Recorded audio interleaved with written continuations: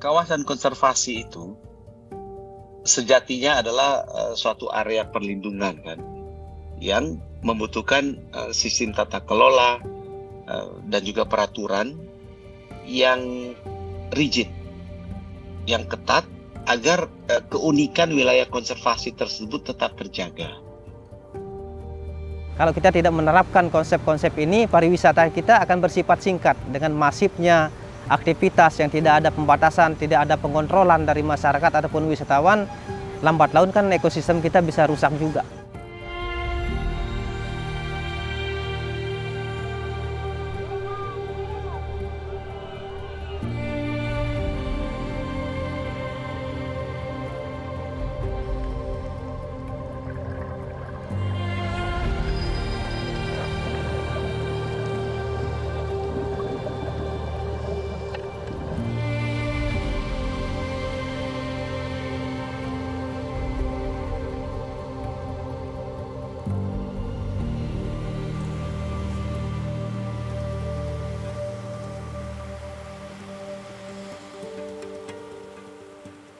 Kawasan Konservasi Pulau Gili Air, Gili Menu, dan Gili Trawangan adalah salah satu dari kawasan konservasi yang dikelola oleh Kementerian Kelautan Perikanan melalui Balai Kawasan Konservasi Perairan Nasional Kupang. Gili Mata sendiri selain dia adalah kawasan konservasi nasional, dia juga adalah destinasi wisata unggulan, terutama di Provinsi Nusa Tenggara Barat.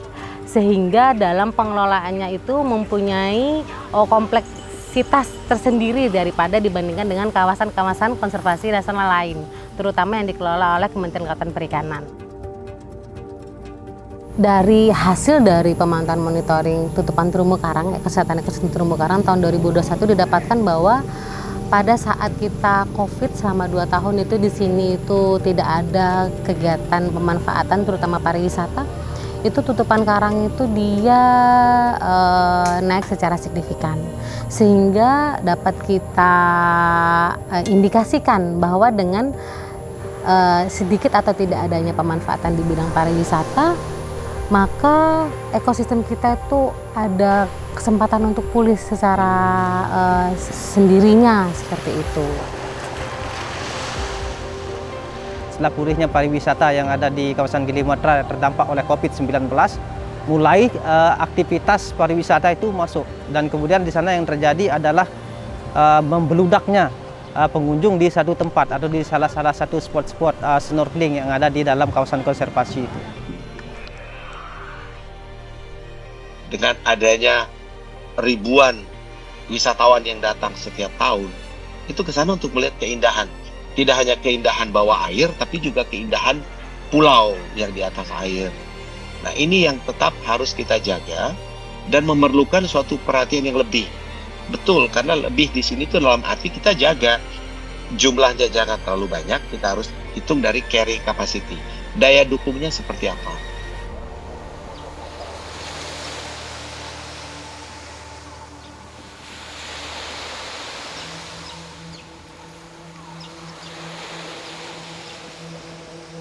Yang membuat berbeda dari kawasan konservasi Gili Matra ini dengan yang lain adalah pemanfaatannya di bidang pariwisata yang sudah mengarah ke masif ya. Karena di sini pemanfaatnya tinggi sekali, seperti kita lihat dalam satu hari itu ada berapa fast food yang sudah memang datang dari Bali ke sini.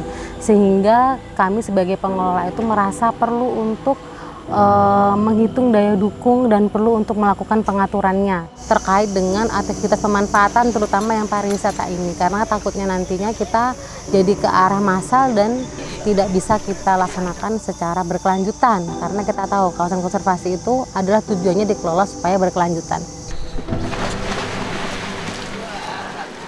Kami selaku Dinas Perhubungan menilai bahwa selama ini arus pergerakan orang khususnya menuju ke 3 Gili itu memang tidak tertib gitu.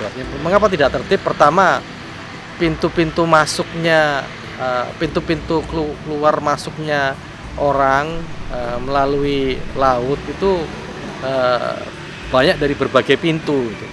Hal tersebut menyebabkan pertama kita tidak bisa memiliki data yang akurat tentang berapa pergerakan orang dan barang dalam satu hari, satu bulan, satu tahun, dan sebagainya.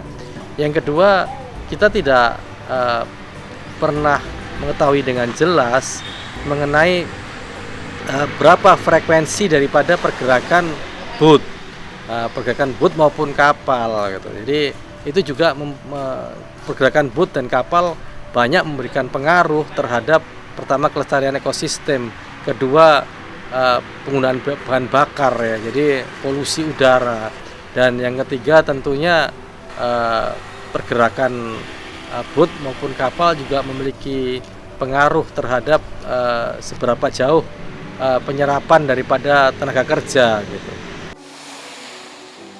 Dalam menunjang suatu kegiatan yang berkelanjutan, kita nggak mau yang namanya sumber daya itu habis dalam satu saat, bahkan misalnya rusak. Nah, untuk itulah diperlukan peraturan. Dan dampak dari pengelolaan suatu kawasan konservasi ini, kalau dia kita lakukan dengan baik, itu manfaatnya akan dapat dinikmati untuk generasi-generasi ke depan. Tapi harus diingat, suatu kawasan konservasi ini itu satu kawasan yang mempunyai keunikan. Dia tidak akan banyak artinya kalau tidak bisa dimanfaatkan, dirasakan oleh masyarakat setempat. Nah, ini yang menjadi tantangan ya, challenge yang seringkali dihadapi oleh pengelola suatu kawasan konservasi, bagaimana masyarakat setempat bisa mendapatkan keuntungan dari itu. Kendala atau tantangan dalam mengelola kawasan konservasi ini adalah masih banyaknya pelanggaran yang terjadi di kawasan konservasi ini. Misalnya banyak wisatawan snorkeling yang berdiri di terumbu karang, banyak kegiatan-kegiatan atau aktivitas dari wisatawan itu yang misalnya tidak menjaga jarak dengan penyunya stres, atau tidak menjaga jarak dengan hiu, ataupun memberikan makan terhadap ikan-ikan yang ada di situ, yang bisa mengubah perilaku dari biota laut. Kalau kita tidak membatasi itu, terlebih untuk carrying capacity-nya tidak bisa kita lakukan atau memberikan perhatian di sana, maka lambat laun pariwisata kita bisa menurun. Dari mana? Dari menurunnya kesehatan ekosistem atau makhluk-makhluk yang ada di bawah laut tersebut, karang, ikan, dan sebagainya yang di sana.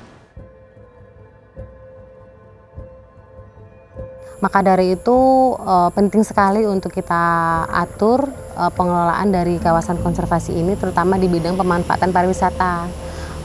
Maka dari itu, dari kegiatan Formap dari KP2 ini, dengan adanya kajian daya dukung, dengan adanya upaya-upaya untuk membantu untuk pengaturan dari sistem masuk atau visitor management sistemnya, itu sangat penting sekali, karena kita tahu pengaturan atau pengelolaan dari manajemen dari wisatawan untuk masuk ke kawasan konservasi ini perlu diatur, karena nanti kita tujuannya ke depannya adalah untuk pariwisata berkelanjutan. Untuk GP2 atau kita sebut Grand Package 2 ini salah satu yang kegiatan yang utamanya.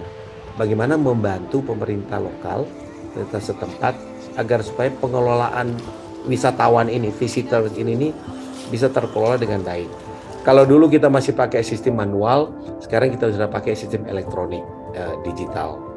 Jadi ini merupakan suatu terobosan tersendiri. Dinas Perhubungan ini berkepentingan dengan VMS ini karena akan mendeteksi berapa jumlah penumpang yang akan dilayani dari Teluk Nare maupun penumpang yang dilayani dari Pelabuhan Bangsal. Nah, ini harus terkoneksi lagi tentunya dengan penumpang yang dari Bali melalui kapal cepat. Nah, ini kita harapkan bisa sinergitas ini bisa terwujud dalam waktu yang tidak terlalu lama gitu. Pembangunan berkelanjutan di bidang pariwisata ini kan memerlukan biaya, dan ini yang kita harus hitung seberapa besar kemampuan dan juga kemungkinan pemasukan dari suatu wilayah konservasi seperti Gilimatra ini, dan itu disebut dengan kajian PES, Payment for Ecosystem Service, atau pembayaran untuk jasa lingkungan. Nanti harapan dengan adanya PES ini maka dana untuk pengelolaan apakah seperti yang saya bilang tadi transportasi yang di ekosistemnya, ataukah peningkatan kapasitas dan kemampuan wisata, pelaku wisata, kemudian masyarakat itu kontinu bergulir jalan terus, sehingga harapannya kawasan Gili Matra ini betul-betul mandiri, berdikari. Mereka mencari dana sendiri, mengelola dana sendiri, dan dimanfaatkan oleh semua masyarakat, baik antara ekosistemnya jalan, ekosistemnya dalam artian ekosistemnya juga sesuai dengan harapan, wisatawan juga senang berkunjung, nyaman dan aman, negara juga tidak terlalu direpotkan.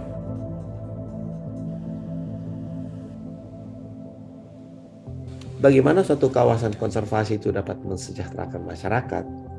Ini pengalaman dan budaya kita. Kita tetap perlu yang namanya champion atau pioneer.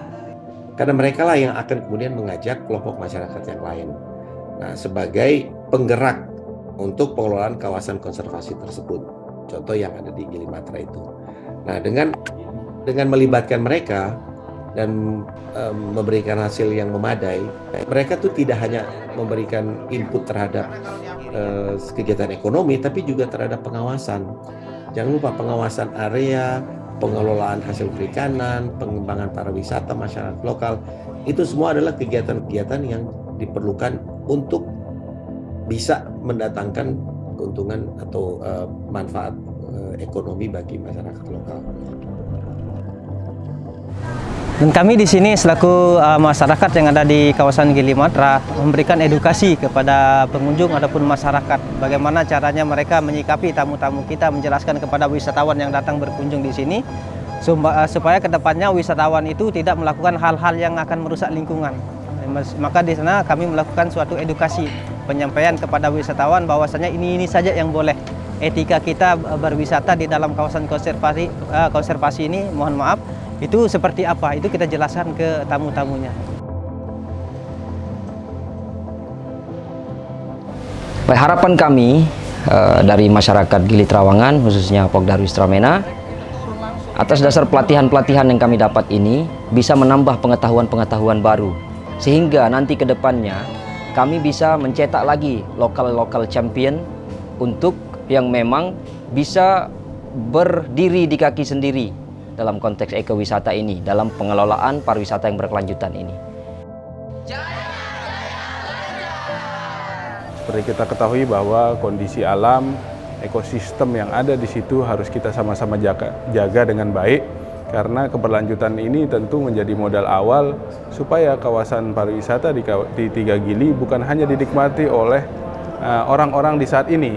10, 23 tahun, 20, 30 tahun yang akan datang, orang-orang malah semakin tertarik untuk datang ke daerah kita yang kita sama-sama banggakan ini.